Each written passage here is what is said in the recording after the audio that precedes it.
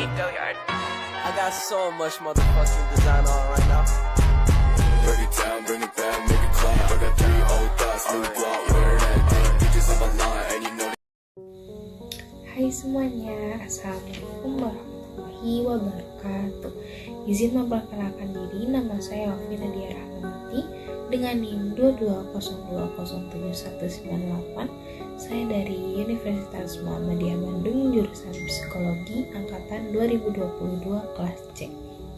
Di sini saya akan memenuhi tugas akhir semester saya di mata kuliah Psikologi Agama. Dan di sini saya akan sedikit memaparkan tentang terapi religius untuk para pecandu narkoba. Seperti yang telah dijelaskan pada bab sebelumnya, bahwa penyakit-penyakit mental itu tidak hanya ditangani oleh tenaga medis atau psikologis, tetapi juga bisa oleh pendekatan terapi religius kepada Tuhannya masing-masing. Sekilas tentang pesantren Suryalaya. Nah, pesantren ini tuh terletak di Kampung Gedebak, Desa Tanjung Kerta, Kecamatan Parangageng, Kabupaten Tasikmalaya, Jawa Barat. Didirikannya pada tanggal 5 September tahun 1905 oleh Syekh Abdullah Mubarak bin Muhammad atau biasa disebut dengan Abah Sepuh, dan dilanjutkan oleh Kiai Haji Ahmad Sohibul Wafa Tajul Arifin atau biasa disebut dengan Abah Anom. Pada tahun 1905 dikenal pusat ajaran tarekat atau dimensi tasawuf dalam Islam. Nah, disebut juga sebagai tarekat Qadiriyah Nasyabandiyah atau TN. Pada tahun 1970 awal mula penanganan untuk para pecandu narkoba di pesantren Suryalaya ini menggunakan metode tasawuf, dan metode ini dinyatakan berhasil. Pada tahun 1980 dipusatkan di sebuah lembaga tertentu atau biasa disebut dengan inabah. Nah, inabah itu artinya kembali kepada Allah. Nah, pesantren Suryalaya ini memiliki beberapa inabah di berbagai negara seperti di Indonesia, di Malaysia, di Singapura, dan di Brunei. Nah, beberapa negara ini juga mempelajari tentang penerapan tasawuf di Suryalaya. Ada beberapa tahapan terapi di inabah. Nah, salah satunya itu ada wawancara awal. Nah, wawancara awal ini keluarga pecandu berkonsultasi dengan pihak inabahnya untuk didiagnosa awal. Nah, selanjutnya ada kesepakatan menjalani terapi itu selama 40 hari. Jika keluarga setuju, maka terapi itu akan dimulai, dan dimulai itu dengan melaksanakan zikir atau biasa disebut dengan talqin. Talqin atau pengajaran zikir. Nah, guru mursyid dalam wakil talqin ini memberikan pelajaran bagaimana zikir sebagai metode dalam tarekat. Seringkali itu pecandu memiliki pengalaman religius. Contohnya mereka itu sangat menyesali hal-hal yang telah dilakukan, dan mereka itu muncul perasaan-perasaan sedih dan menyesal karena masa lalunya. Nah, adapun kegiatan-kegiatan yang dilakukan jika para pecandu di pesantren Suryalaya. Nah, yang pertama itu ada sholat. Sholat itu para pecandu melakukan sholat wajib dan sholat sunnah karena itu juga termasuk terapi kan, karena mereka itu kan banyak bergerak. Nah, itu juga sebagai salah satu olahraga. Yang kedua itu ada zikir. Zikir itu ada 2 metode. Yang pertama itu ada zikir zahar dan zikir kofi. Itu dilakukannya selama 30 menit atau bisa lebih. Kenapa ada 2 metode? Karena zikir zahar itu yang dilakukan dengan sekenceng-kencengnya, karena itu juga menjadi salah satu mereka meluapkan emosinya. Nah, jika zikir kofi itu lebih adem, lebih tenang gitu, lebih bisa menghayati. Lalu yang ketiga itu ada mandi. Mandi ini dilaksanakannya pada jam 2 pagi. Lalu mandinya dengan air dingin sebagai bentuk hidroterapi. Ini juga disebut dengan mandi penyesalan atau mandi taubat. Lalu ada ceramah agama. Nah, ceramah agama ini dilakukannya setelah sholat subuh atau asar.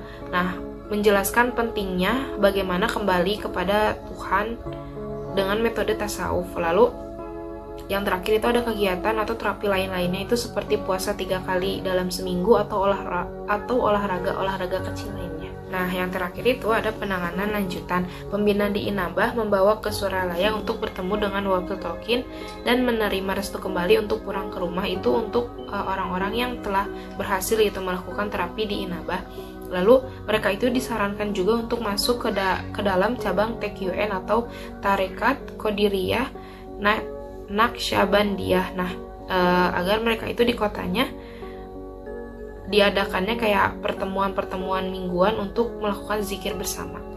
Dan ada pula analisis perspektif Islam. Nah, salah satunya itu terdapat dalam surah ke-13 ayat 28 yang artinya yaitu orang-orang yang beriman dan hati mereka menjadi tentram dengan mengingat Allah.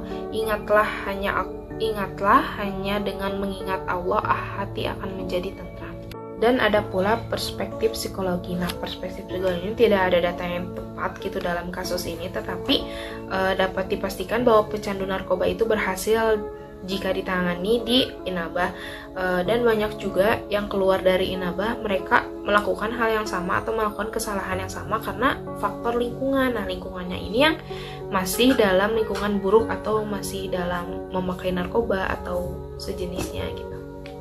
Nah, ada pula beberapa peneliti yang meneliti di pesantren Suralaya ini. Nah, salah satunya itu peneliti oleh Rahmatullah pada tahun 2022.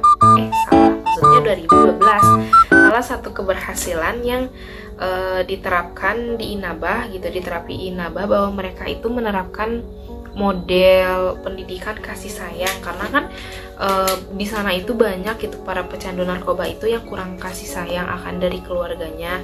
Nah, mereka itu merasa semua kasih sayang itu mereka itu merasa semua kasih sayang itu terdapatkan gitu di terapi Inabah ini. Ada juga penelitian yang dilakukan oleh Haryanto pada tahun 1994. Nah, penelitian ini salah satunya itu ada ritual yang Tolkien ini atau inisiasi. Nah, memberikan pengalaman penuh insight dan penilaian diri untuk yang mengakibatkan seseorang itu bisa menangis.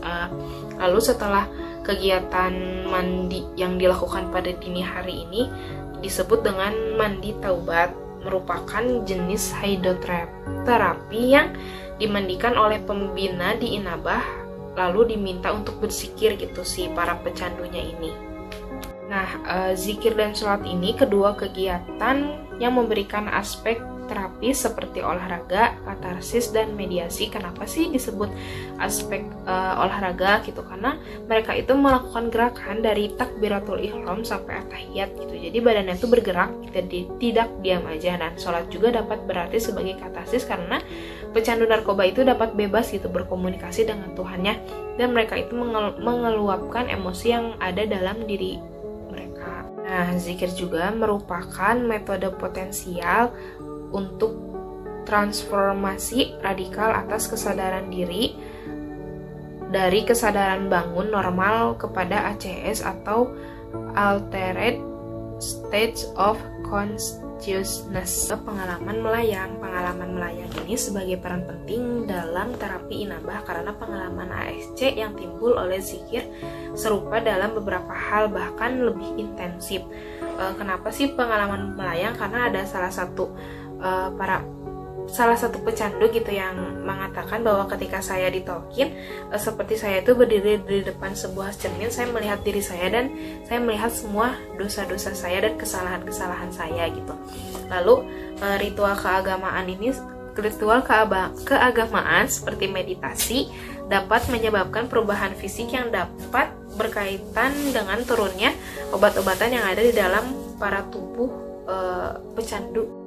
Nah, orang-orang di Inabah ini juga gitu membuat kata-kata atau singkatan dari kata narkotika. Narkotika itu ada singkatannya, N-nya negara, A-nya akan, R-nya rusak, K-nya kalau, O-nya orang-orang, T-nya tidak, I-nya ingat, K-nya kepada, A-nya Allah Subhanahu wa Ta'ala. Jadi negara akan rusak jika orang-orangnya itu tidak ingat kepada sang penciptanya atau Allah Allah Subhanahu wa Ta'ala. Yang terakhir itu ada perbandingan dengan terapi non medis lainnya.